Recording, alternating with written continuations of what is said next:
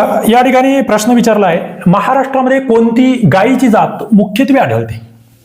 गवळाऊ, खिल्लार, डांगी, वरीलपैकी सर्व. तुम्हाला चित्र दिसत आहेत.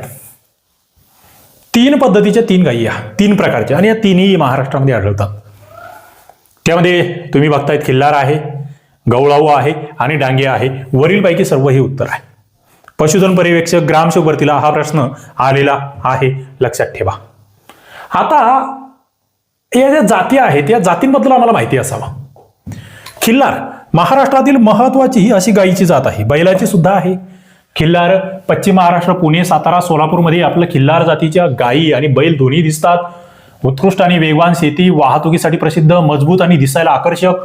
त्यानंतर जी डांगी गाय आहे, नाशिक, अहमदनगर आणि पुणे, ठाणे या जिल्ह्यामध्ये जास्त पाऊस जिथे आहे, जिथे डोंगराळ प्रदेश आहे, त्या ठिकाणी रोगप्रतिकारक शक्ती चांगली असलेली गाय. आणि गवळाऊ जी विदर्भामध्ये मुख्यत्वे वर्धा, नागपूर, अमरावतीमध्ये मध्यम आकाराची, शांत स्वभावाची, शेती आणि दूध दोन्हीसाठी सुद्धा वापरली जाते अशी ही गाय.